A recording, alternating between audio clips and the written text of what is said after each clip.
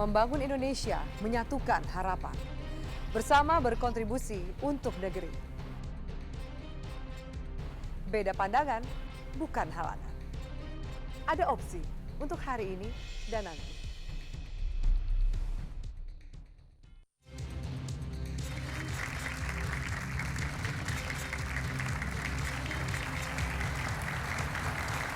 Selamat malam pemirsa, ada opsi untuk hari ini dan nanti. Kita berbicara soal kasus gagal bayar polis nasabah Jiwasraya yang semakin berlarut. Di saat Kejaksaan Agung belum berhasil mengungkap siapa dalang di balik ruginya perusahaan plat merah ini. Rupanya Badan Pemeriksa Keuangan belakangan menyebut skandal Jiwasraya memiliki resiko sistemik. Situasi semakin pelik sampai detik ini uang nasabah belum jelas nasibnya. Yang ada hanya janji manis dengan upaya penyelamatan perusahaan melalui banyak hal, banyak opsi. Salah satunya pembentukan anak usaha hingga holding asuransi. Akankah kemudian strategi itu benar-benar bisa menyehatkan Jiwasraya dan juga memberikan kepastian polis nasabah terbayarkan?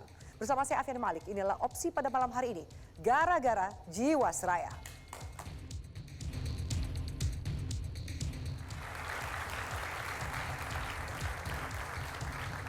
Pemirsa, sebelum kita membahas kemelut Jiwasraya, saya dan tim opsi sempat menemui beberapa nasabah Jiwasraya yang sampai saat ini masih mempertanyakan kepastian pencairan dari dana mereka. Kita simak liputannya ini.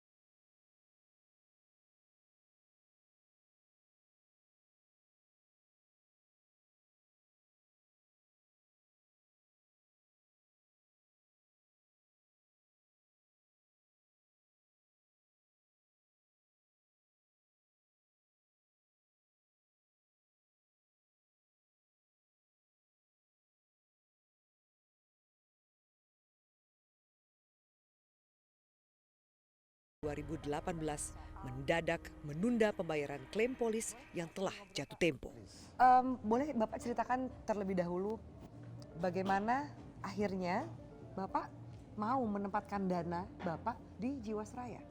Ya, awalnya di tahun 2017 ya kita mendapat info kalau memang Jiwasraya ada investasi yang menarik. Dalam arti kata menarik bukan sangat menarik, tapi buat kami kita cari safety. Nah, di dalam safety itu kami melihat investasi dari Jiwasraya, lambang BUMN-nya. Di BUMN itu berdiri pemerintah Republik Indonesia. Makanya saya melihat investasi yang terbaik ya untuk sementara ini ditempatkan di BUMN dan safe, tidur tenang. Tidur tenang. Itu awalnya. Itu Bapak akhirnya tidur tenang sampai berapa lama? Sampai kemudian heboh kasus Jiwasraya yang gagal bayar ke nasabahnya? Tidak lama, tapi kalau kita dengar di media kalau investasi yang sudah diterbitkan dia bertahun-tahun, saya cuma hanya mengikuti 2 tahun dan langsung kena. 2 tahun, jadi hanya Bapak hanya menikmati investasi itu sangat cuma pendek, 2 tahun. Kemudian sampai hari ini tidak ada lagi? Tidak ada lagi, hanya janji-janji. Kita sudah berusaha ke BUMN untuk mendapatkan audensi pada saat itu mungkin masih menteri yang lama, tapi kita tidak dianggap. Tidak dianggap, tidak diterima, tidak atau diterima tapi angin lalu saja? Diterima sama Satpam, mau dianggap sebagai apa? Terus diajak bicara di ruangan Satpam yang sangat-sangat tidak masuk akal. Kita korban dengan jumlah uang kita, tapi diterimanya di kandang, Bu. Boleh saya tahu berapa dana yang Bapak investasikan di Jiwasraya ini? Saya ada 2 polis, 2 sama 1. Ada 2 polis, 2 miliar dan 1 sama 1 miliar. Ya. Saat ini yang belum terbayarkan? Iya, itu dia totalnya 3 miliar. Totalnya 3 miliar. Tapi sebelumnya Bapak sempat menempatkan dana lebih dari itu? Oh iya, sebelumnya lebih dari itu dan sudah terkembali juga, hampir jumlah yang sama. Nah, Pak, apa yang disampaikan oleh si penjual atau pihak bank sehingga Bapak tertarik? tertarik? Bu, ini aman sekali. Yang Aman punya sekali. pemerintah, BUMN sama dengan pemerintah. Siapa yang nggak tenang, Bu? Disebut awal dijamin dan diawasi oleh OJK? Jelas. Tapi apa yang terjadi sekarang? OJK juga tidak bersuara. Banyak yang menilai bahwa yang masuk dananya ke Jiwasraya adalah orang-orang kaya, orang-orang kalangan menengah ke atas. Bu, Bagaimana bisa Bapak ceritakan? tidak. Kalau kita menempatkan investasi sebagian di Jiwasraya, tujuannya kan short term juga, setahun 2 tahun. Tapi kalau uangnya itu kita putar buat dagang, itu kan juga suatu plus point bagi pemerintah untuk mendapatkan revenue. Dengan uang macet, otomatis kita tidak bisa dagang. Mau bayar pajak dari mana? Apa yang dijanjikan sejauh ini kepada Bapak dan juga mungkin rekan-rekan Bapak di forum? Adakah komunikasi lebih jauh Jiwasraya minimal untuk menenangkan? Oh, tidak ada sama sekali. Hanya akan diberitahu dan belum ada kabar, tunggu holding terbentuk dan semuanya belum bisa dipegang. Yang kita perlu adalah kepastian. Kalau memang itu 3 bulan, 4 bulan, 5 bulan, minta kepastian. Sepahit-pahitnya, mau 1 tahun pun kalau itu pasti akan ditunggu Ya, gitu selama diterbitkan dari pemerintahan surat tersebut, oke. Tapi kalau hanya cuma wacana akan diselesaikan 6 bulan, kami sedang berusaha untuk ada suatu holding baru dan kita akan mendapatkan uang dari situ, kami akan kembalikan ke nasabah bertahap. Tidak, kita tidak bisa terima itu. Nasib sama juga dialami Muhammad Feros. Sudah hampir 3 tahun nasibnya digantung oleh Jiwasraya tanpa ada kepastian nasib investasinya. Assalamualaikum. Waalaikumsalam. Apa kabar? Halo Pak, selamat siang. Terima kasih sudah hadir. Tadi saya bicara dengan Bapak dan ternyata... Hai Mohan, apa kabar? Boleh kita duduk dan berbicara Pak? Silahkan. Oke, kalau tadi Pak Mohan sudah cerita lebih, membuka banyak cerita bahwa perjuangan yang dilakukan oleh pihak nasabah ini seakan-akan sampai hari ini menemukan jalan buntu. Tepat. Apakah Bapak punya statement yang lain untuk Saya kira menggambarkan situasi yang kalau dirasakan oleh nasabah? Kami sebagai korban, semuanya merasa kegiatan kehidupan, usaha, dan kekeluargaan itu sangat terganggu. Dan selanjutnya tentunya pada saat ini, saat kejadian itu sudah setahun lebih. Terkuaknya di umum itu mulai Oktober 2018, Ya. waktu kegagalan pembayaran. Tetapi anehnya itu narasi yang dibangun oleh Jiwasraya dan Kementerian BUMN waktu itu dan juga regulator OJK itu adalah seirama. Jadi seolah-olah ini adalah akibat tekanan likuiditas. Sepengertian kami tekanan likuiditas itu dimanapun kalau digunakan sebagai alasan itu adalah temporer. Tidak selamanya, kalau selamanya sudah insolvent. Jadi pada saat itu berarti nasabah masih bisa menerima argumentasi itu? Persis Mbak Afi. Apa yang bisa akan Bapak lakukan membawa suara nasabah yang lain?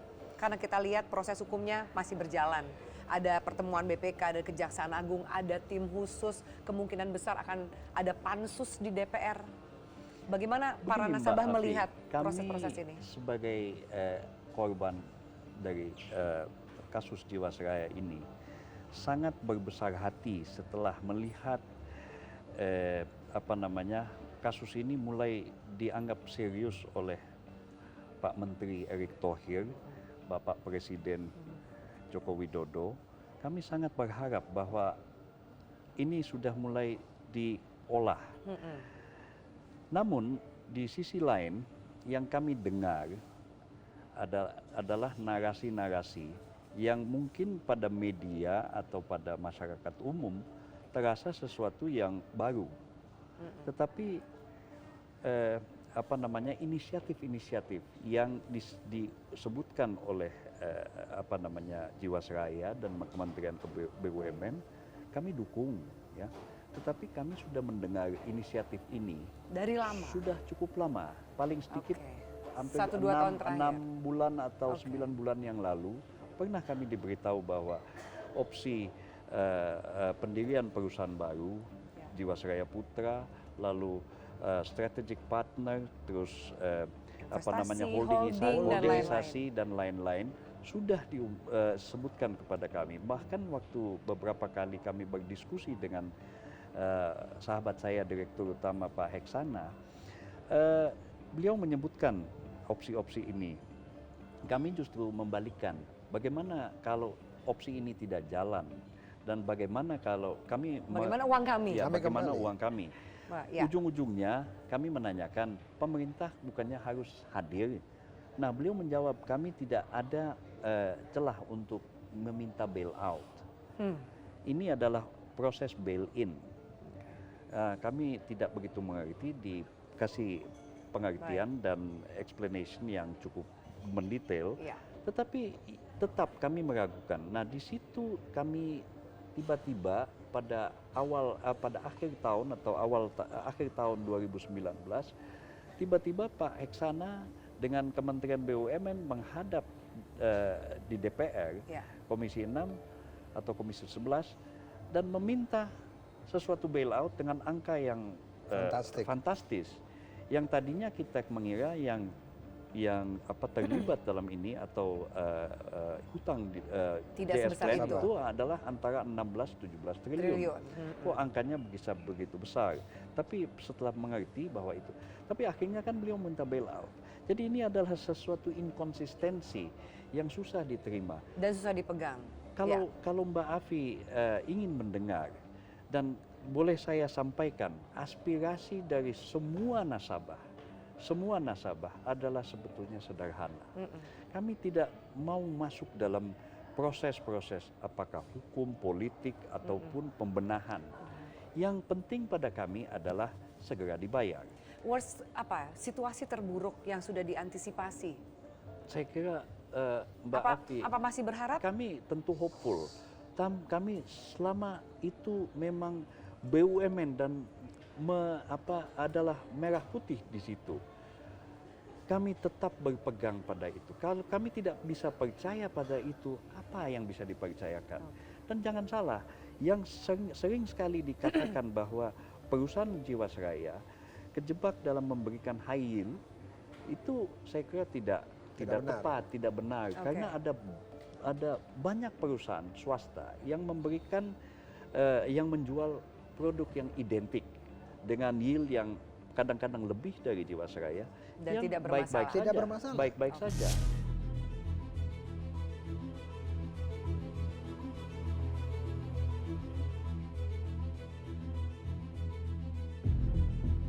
Jika semua berjalan lancar, Mohan dan Muhammad Feroz sebenarnya akan mendapatkan keuntungan berupa jaminan proteksi serta asuransi. Produk asuransi yang ditawarkan kepada publik sejak akhir 2013 sampai 2018 itu menawarkan bunga antara 9 sampai 12% melalui 7 mitra bank sebagai agen penjual. Dengan bunga setinggi itu, siapa yang tidak tergiur? Namun sayang, kemalangan justru datang. Kini harapan nasabah ada di Kementerian BUMN di bawah Erick Thohir untuk terus berupaya membantu mengembalikan uang mereka. Satu, kita membentuk holdingisasi untuk Jiwasraya, di mana holdingisasi Jiwasraya ini nanti akan ada cash flow kurang lebih 1,5 sampai 2 triliun, sehingga nasabah-nasabah yang selama ini tidak ada kepastian akan ada cash flow bergulir, ada dana yang bergulir karena tidak boleh di stop. Tetapi yang kita stop tadi kembali oknum-oknum yang merampok Jiwasraya, yang mohon maaf sekarang banyak diplesetkan, dibilanglah Pak Jokowi yang ngambil, dibilanglah istana yang ngambil. Ini kan jangan-jangan kita balik, ya, yang neriak-neriak ini jangan-jangan yang ketakutan ini dibongkar.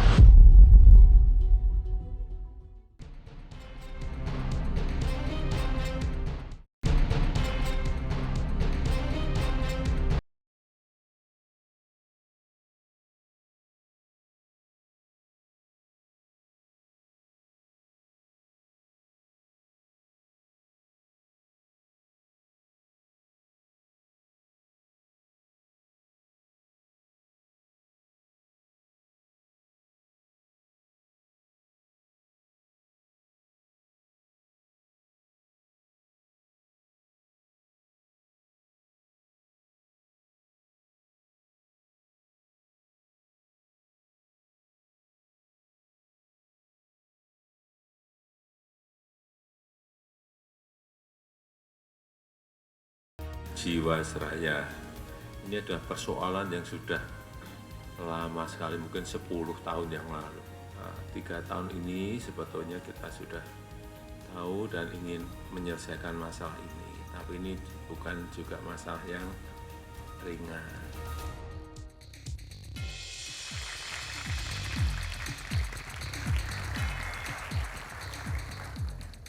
Baik, pemirsa, kita langsung akan lanjutkan pembahasan mengenai Jiwasraya ini. Sudah hadir 3 narasumber di studio Metro TV. Kita beri aplaus, ada Arsul Sani, Komisi 3. Selamat malam Pak Arsul Sani. Kemudian juga dari Komisi 6 ada Pak Herman Heron. Pak Herman, selamat malam. Selamat malam. Dan kemudian juga Pak Irfan Raharjo, pengamat asuransi. Pak Irfan, selamat malam. Terima kasih sudah hadir Bapak-Bapak. Dan langsung saya akan perkenalkan dari luar studio Ketua BPK Republik Indonesia, Bapak Agung Firman Sampurna. Pak Agung, selamat malam. Silakan memberi aplaus, silakan. Selamat malam Pak Agung. Oke, baik. Pak Agung, Anda tadi bisa mengikuti ada 3 narasumber yang juga akan berdialog bersama kita di studio Opsi pada malam hari ini. Nah, pertanyaan pertama tentu saya langsung ke Pak Agung terlebih dahulu. Pak Agung, tanpa mengurai terlalu jauh ya, karena juga sudah banyak rilis yang dilakukan oleh BPK dan juga Kejaksaan Agung. Potret yang Anda lihat dari hasil audit BPK sementara, ini sebenarnya apa yang terjadi dengan Jiwasraya? Murni salah urus atau ada unsur kesengajaan?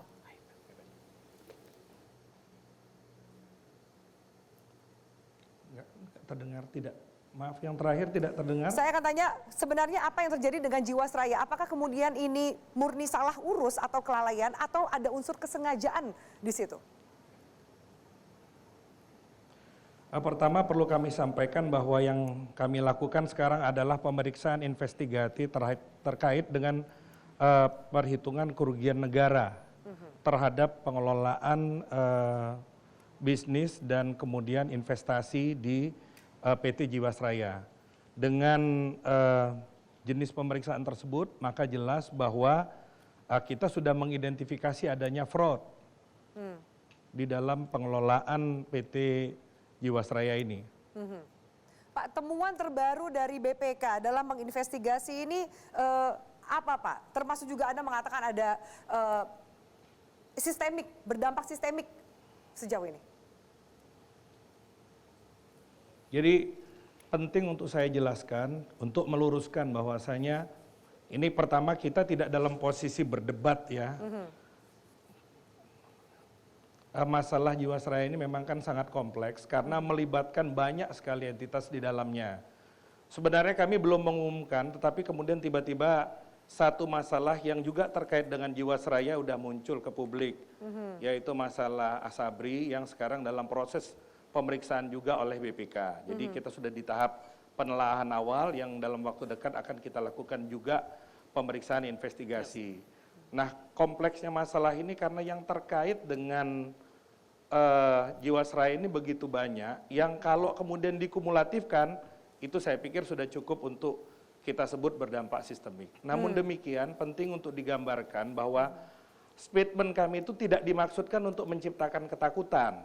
Iya. Tetapi justru untuk menggambarkan bahwa pada saat ini negara, baik kami dari Badan Pemeriksa Keuangan maupun Kejaksaan Agung maupun Kementerian Badan Usaha Milik Negara menangani persoalan ini dengan serius. Baik, tapi ada efek psikologis sebenarnya yang terjadi Pak Agung dari statement tersebut. Kita akan bahas nanti lebih jauh soal dampak sistemik yang Anda sempat sampaikan gitu. Tapi butuh waktu 2 bulan untuk BPK melakukan investigasi dan juga menghitung kerugian negara. Sampai sejauh ini apa hasil yang bisa Anda sampaikan kepada pemirsa, terutama para nasabah yang menyaksikan acara ini? 2 bulan itu tahap pertama, Aviani. Karena persoalan ini sangat kompleks, kami menggambarkan itu di beberapa titik. Lokus pertama tentunya adalah pada pengelolaan Jiwasrayanya sendiri, kemudian pada proses terjadinya fraud, dan kemudian entitas yang terkait dengan fraud tersebut. Jadi bagian pertama itu adalah dalam rangka memenuhi kebutuhan untuk adanya perhitungan kerugian negara, sehingga proses penegakan hukumnya pada tahap awal bisa diselesaikan, bisa diatasi. Adakah sejauh ini kendala yang ditemukan Tapi tidak berhenti oleh sampai BPK? di situ. Sejauh ini belum ada, sejauh ini. Sejauh ini belum ada. Kami jalan secara bertahap ke beberapa entitas, beberapa diantaranya sudah, walaupun kami tidak menyampaikan, ternyata sudah terendus juga oleh media. Tetapi penting untuk kami sampaikan, proses pemeriksaannya sedang berjalan. Tadi Anda katakan bahwa tidak akan sampai di situ, akan ada berapa tahapan lagi. Mengingat kompleks sekali tadi Anda sampaikan kasus Jiwasraya ini.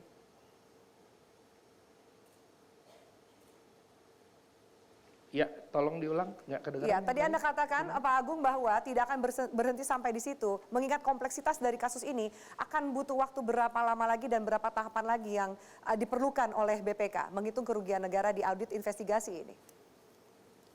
Kalau perhitungan kerugian negaranya di 2 bulan sudah ada tahap awalnya. Ya, jadi 2 bulan itu termasuk cepat, biasanya lebih lama daripada itu. Tetapi untuk 2 bulan sudah bisa. Untuk yang tahap awal sudah ada perhitungan kerugian negara. Tetapi tentunya tidak berhenti di situ. Ini untuk kebutuhan penegakan hukum. Penegakan hukum. Karena prosesnya kan panjang. BPK masuk untuk 2 hal. Pertama adalah untuk mendukung penegakan hukum yang dilakukan oleh Kejaksaan Agung. Kedua, dalam rangka juga untuk bagaimana merumuskan solusi yang paling memungkinkan dalam rangka mengatasi kemelut di Jiwasraya ini. Oke, solusi kita akan bahas di segmen berikutnya. Pak Agung, sempat ada tudingan BPK ini masuk angin karena sebenarnya hasil pemeriksaan yang dilakukan BPK sama dengan pernyataan Presiden bahwa Jiwasraya ini sakitnya sudah sejak lama. Bagaimana Anda melihat tudingan dan statement ini? Baik, Pak Agung dijawab usai jeda berikut ini. Kita tahan dulu, sesaat lagi hanya di Opsi.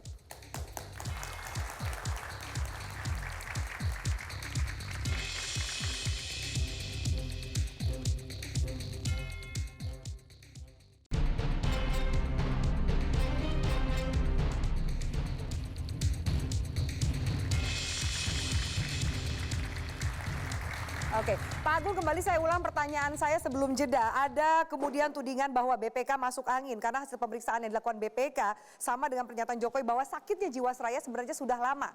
Bagaimana Anda menanggapi statement itu? Jadi begini, kami bekerja itu tidak berdasarkan statement di luar itu, tetapi berdasarkan fakta-fakta yang kami dapatkan. Dan untuk dipahami bahwa Jiwasraya ini kan masalah. Masalah itu kan kurang lebih sama dengan kalau kita mengidentifikasi atau mendiagnosa penyakit. Sejak kapan penyakit itu terjadi? Sejak kapan masalah itu terjadi? Nah, kami berhasil melakukan identifikasinya sejak pemeriksaan yang kami lakukan. Nah, kebetulan saya bawa ikhtisarnya di sini. Pemeriksaan yang kami lakukan itu yang ada pada kami pada saat ini setidak-tidaknya yang pertama adalah hasil pemeriksaan yang kami rilis pada tahun 2006. Terhadap kondisi tahun 2005. Kemudian kami lanjutkan lagi, tadi ada satu yang kurang.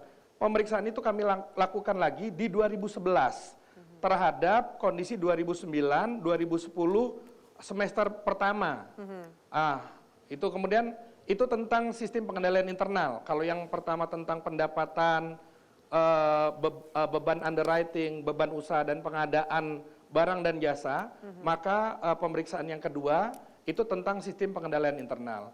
Baik yang pertama maupun yang kedua itu mengindikasikan memang sistem pengendalian internal di PT JWS ini, Jiwasraya ini memang bermasalah selain dari masalah-masalah yang lain. Nah, kemudian yang agak sedikit komprehensif adalah pemeriksaan yang kami rilis pada tahun 2016. Tahun 2016 ya, tentang beban operasional, investasi dan sebagainya. Baik. Dan jadi hasil apa yang kami lakukan itu berdasarkan apa yang kami miliki sekarang. Bahwa ada indikasi kemudian ada permasalahan di situ, kemana harusnya hasil audit itu diteruskan? Mungkin juga tidak terjadi penyakitnya menjadi sebesar ini, Pak Agung. Ya, kementerian kami sudah menyampaikan kepada pihak-pihak terkait. Yang pertama sudah barang tentu kepada entitasnya sendiri. Dalam hari ini kepada PT Jiwasraya. Kemudian kami sampaikan juga ke Kementerian BUMN.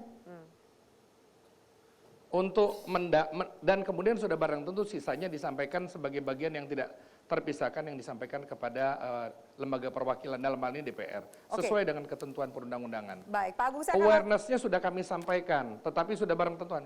Baik, Pak Agung, saya akan langsung tanya, ada 3 narasumber di sini. Dari Pak Khairon terlebih dahulu di Komisi 6. Sejauh ini kan berarti kan BPK sudah melaksanakan tugasnya, sudah disampaikan kepada pihak-pihak terkait yang harusnya bisa menjaga tanda kutip Jiwasraya ini. Lalu kenapa kemudian kondisinya menjadi separah ini? Ya, saya kira kami juga sudah mendalami terhadap persoalan Jiwasraya melalui rapat dengar pendapat dengan seluruh direksi Jiwasraya. Dan yang menjadi potret kemudian yang kami gali itu adalah laporan keuangan perusahaan. Di mana kalau kita merujuk kepada laporan keuangan Desember 2017, itu kan masih dalam kondisi sehat dan sesuai dengan aturan OJK. Misalkan risk based kapitalnya itu kan masih 123% ya. Dan kemudian 2018 turun menjadi minus 282%. Dan kemudian 2019 turun menjadi 850%. Ya.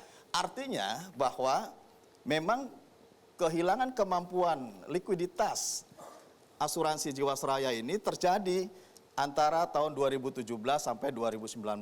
Nah, kalau kemudian ditarik mundur ya, dan saya kira kami juga nanti akan mendapatkan hasil Auditnya. BPK. Tentu yang menjadi patokan kami adalah turunnya kemampuan keuangan terhadap Jiwasraya ini justru dipengaruhi oleh 3 instrumen aset, yaitu deposito, saham, dan reksadana.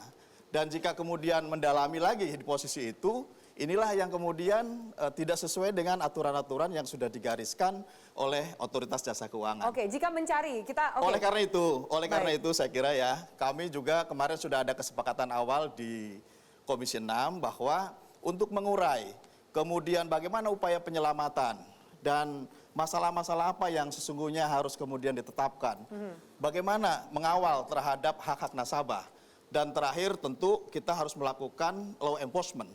Bagaimana memberikan tindakan hukum secara tegas kepada siapapun yang tentu telah melakukan tindakan hukum terhadap persoalan Jiwasraya ini. Karena apa? Apakah pansus jadi salah satu pilihan yang akan didorong oleh teman-teman di DPR? Ya, saya katakan ada sarananya ya, diputuskan bahwa kalau tidak panja adalah pansus. Oke, kalau jadi masih tadi belum bisa dikatakan memutuskan antara panja di Komisi 611 kalau atau tadi dikatakan pansus. oleh Pak Agung dan nanti juga kami mungkin akan mendasarkan kepada hasil audit di BPK, tentu dengan kompleksitas yang ada. Ingat bahwa nasabah Jiwasraya itu jumlahnya 5,5 juta. Yang masuk di bank insurance atau Bancas, produk Bancas, itu adalah 17.400 lebih. Artinya dalam waktu dekat harus memenuhi sekitar 14,7 triliun dan kalau mau mengembalikan kepada posisi sesuai dengan aturan OJK untuk risk based capital butuh angka sekitar 32,8 angka triliun. 32 Ini bukan hal yang triliun. kecil. Saya akan tanya Pak Arsul. Jadi yang mana nih? Jangan kemudian gini, yang saya tangkap dari saat saya mewawancarai nasabah adalah ketika nasabah tuh bingung, terlalu banyak pilihan tapi nggak ada realisasi dan kepastian untuk mereka. Pak Arsul. Ya, kalau pilihan penyelesaian tentu ini kan tidak bisa tergantung apakah dari BPK atau dari DPR ya, karena ada 2 institusi di situ yang akan sangat berperan. Pertama tentu apa yang menjadi kebijakan pemerintah. Dalam hal ini adalah kementerian terkait, ada Kementerian BUMN, kemudian ada Kementerian Keuangan ya. Dan di sana juga ada Otoritas Jasa Keuangan juga ya. Karena apapun pilihan yang dipilih nantinya yang terkait dengan penyelesaian, kalau Jiwasraya ini bukan satu-satunya. Tadi Pak Ketua BPK sudah antara lain menyebut ada persoalan Asabri, ada yang lain-lain. Ini kan kemudian tidak bisa pemerintah kalau tidak dengan hati-hati pada kasus katakanlah Jiwasraya itu treatmentnya seperti ini dan kemudian pada kasus yang lain treatmentnya berbeda ya. Itu dari sisi penyelesaian. Nah, tentu posisi kami ini Pak Herman, saya yang di DPR itu tentu adalah harus mendengar dulu ya action plan-nya pemerintah ya dalam bentuk penyelamatan terutama untuk kepentingan para nasabah itu apa. Tetapi yang berarti kami belum bisa dipastikan pansus akan jalan. Bukan, pansus itu kan hal yang lain lagi, begitu ya. Jadi masih menunggu bola dari pemerintah. kalau pansus tidak harus menunggu bola dari pemerintah. Bahkan kalau bolanya tidak datang-datang, pansus itu bisa menjadi salah satu alternatif. Ya. Dan saya kira DPR kan juga tidak alergi terhadap pansus pada umumnya fraksi-fraksi yang ada begitu ya. Tetapi tentu kita tidak boleh juga gegabah, apalagi kemudian kalau pansus itu ya belum apa-apa agenda politiknya terhadap pemerintah sudah mengemuka, itu tidak boleh. Anda lihat seperti itu? Ya, ini harus kita ingatkan. Saya tidak boleh juga seudon kepada teman-teman yang ingin menginisiasi pansus. Oke, baik. Pak Irfan, kita lihat tadi penjelasan dari Ketua BPK. Ada suara, pertimbangan lain-lain dari DPR. Yang kita perjuangkan adalah bagaimana kepastian yang bisa didapat oleh nasabah Jiwasraya. Apa yang bisa menjadi opsi dalam waktu dekat? Ya, pertama saya harus memberi apresiasi kepada BPK yang sudah menunjukkan leadership-nya dengan sangat bagus membuka tabir Jiwasraya yang sudah demikian lama ini. Dan BPK juga sudah merujuk ke beberapa instansi. Tapi yang paling harus menjadi prioritas saat ini adalah bagaimana membantu dan mengembalikan dana nasabah. Saya akan kembali kepada prinsip dasar asuransi adalah sharing the pain, sharing the gain. Jadi di sini nasabah juga harus sharing the pain, bahwa mereka selain juga mengharapkan return, tapi mereka juga harus berani berkorban. Dalam hal ini saya tawarkan satu skema haircut, bahwa kepada nasabah harus berani atau ditawarkan untuk mendapatkan uangnya, tapi dengan diskon tertentu. Jadi tidak 100%? Ya, dan itu sudah ada beberapa inisiatif bahkan dari nasabah untuk dipotong atau mendapatkan diskon dari apa yang mereka tanamkan di Jiwasraya. Tapi uangnya dari mana untuk kemudian haircut ya, itu? Haircut itu salah satu inisiatif.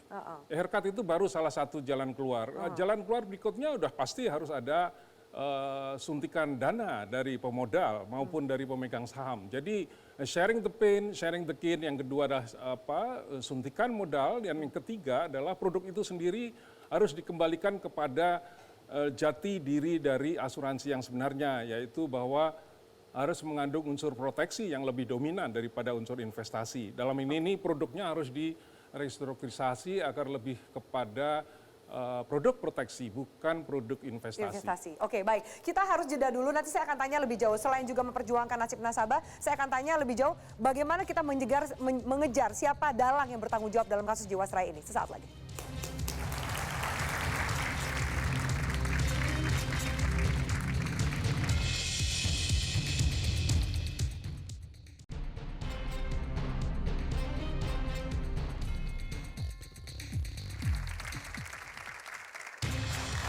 Baik, Pak Agung saya akan kembali ke Anda. Pak Agung bisa mendengar saya dari studio? Baik. Dan saya juga ada beberapa yang perlu diklarifikasi ya, biar memahami nanti teman-teman ya. Silakan, apa yang mau diklarifikasi? Bisa disampaikan? Pertama, penting untuk dipahami bahwa masalah yang dihadapi oleh Jiwasraya itu bukan baru tahun 2017. Jadi memang dari awal ada sejumlah masalah. Bahkan dalam konteks sistem pengendalian internal, temuan BPK yang tahun 2011 itu menunjukkan bahwa PT Asuransi Jiwasraya Persero tidak melakukan penaksiran risiko pada tingkat korporat dan operasional.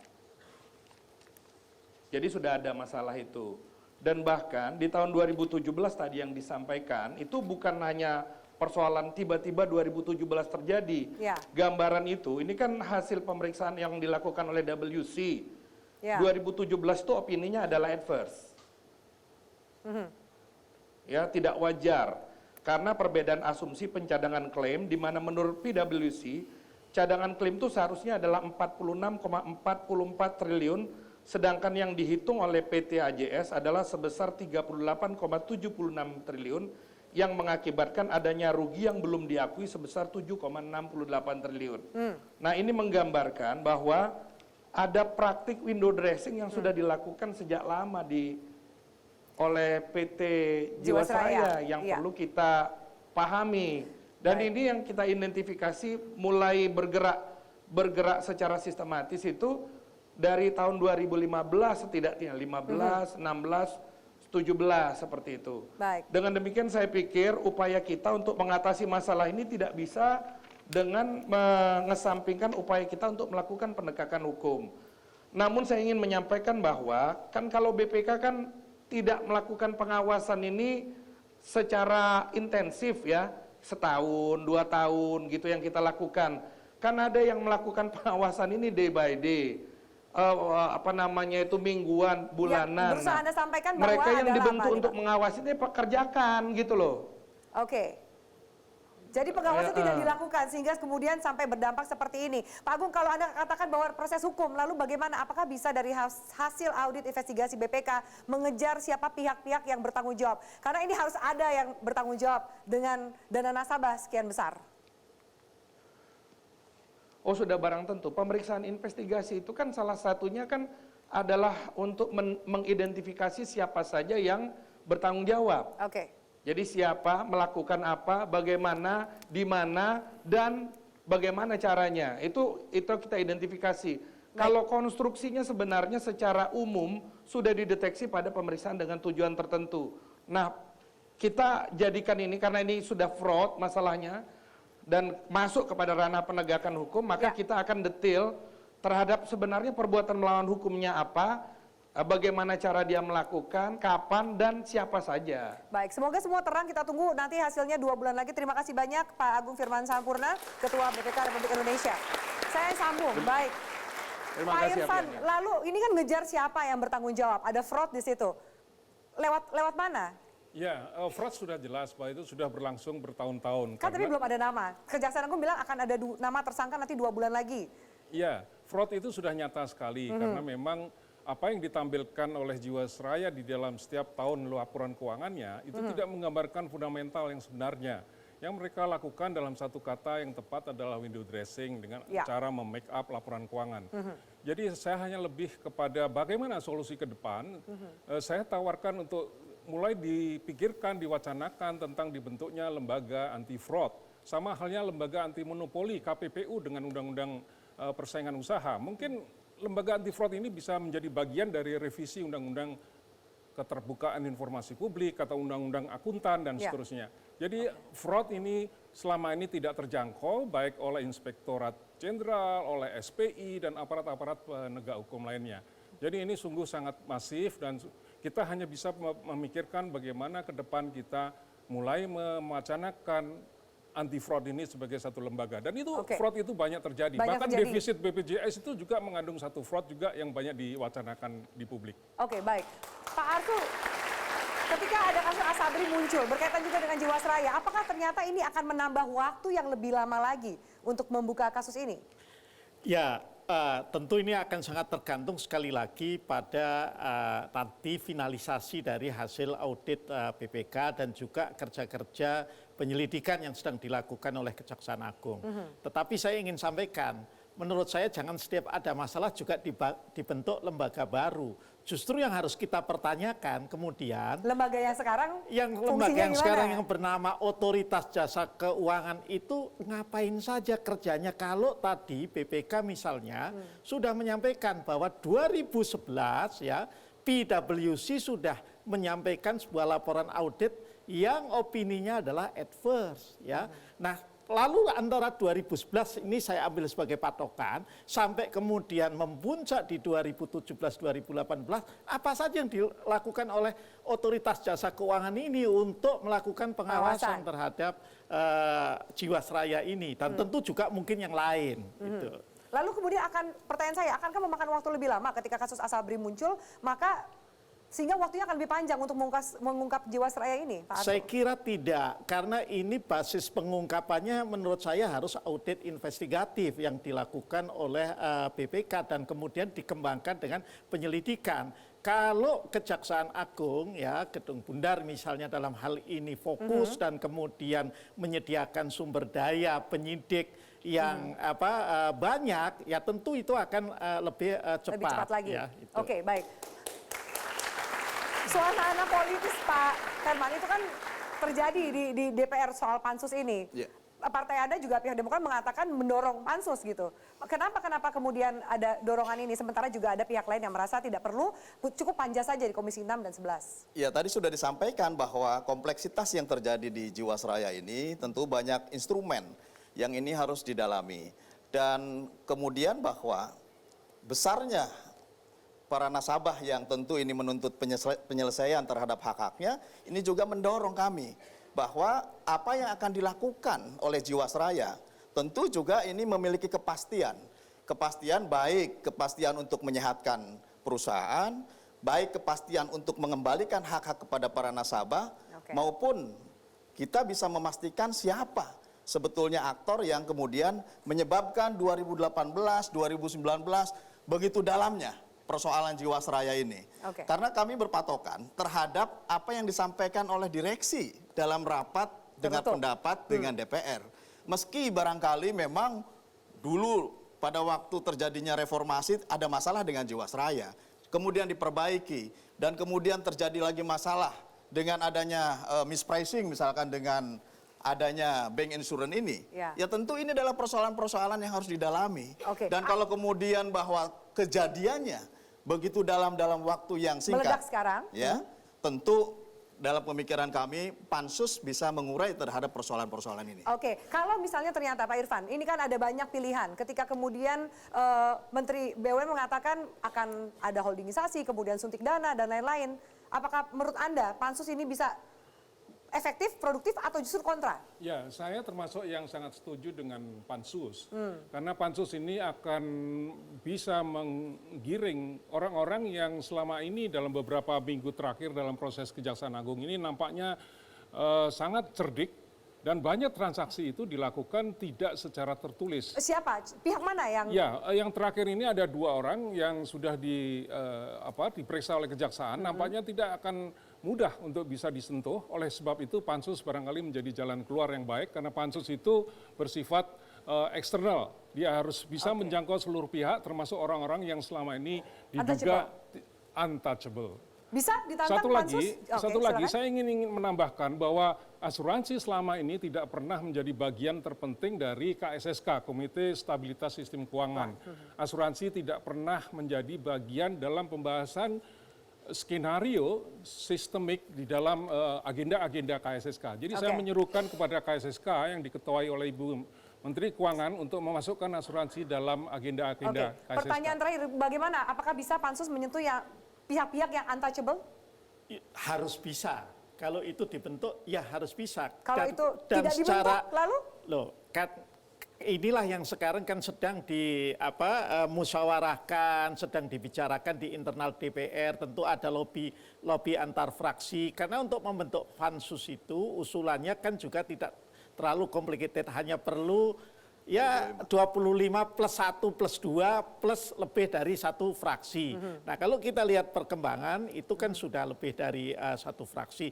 Dan memang dari sisi pengawasan internal DPR harus diakui Pansus ini cukup tepat, karena memang ini persoalan lintas komisi di DPR. Ya, yang penyelesaiannya menurut saya memang saya pribadi berpendapat itu Pansus itu pas. Baik, terima kasih banyak. Kita lihat bagaimana nanti bergulirnya kasus ini sambil menunggu juga audit dari BPK dan juga perkembangan proses hukum yang dilakukan oleh pihak Kejaksaan Agung. Terima kasih banyak para narasumber, tepuk tangan untuk para narasumber di Opsi. Dan juga pemirsa, skandal gigantik dan beresiko sistemik yang menerpa Jiwasraya perlu penanganan cepat agar tidak mereduksi kepercayaan masyarakat terhadap industri asuransi.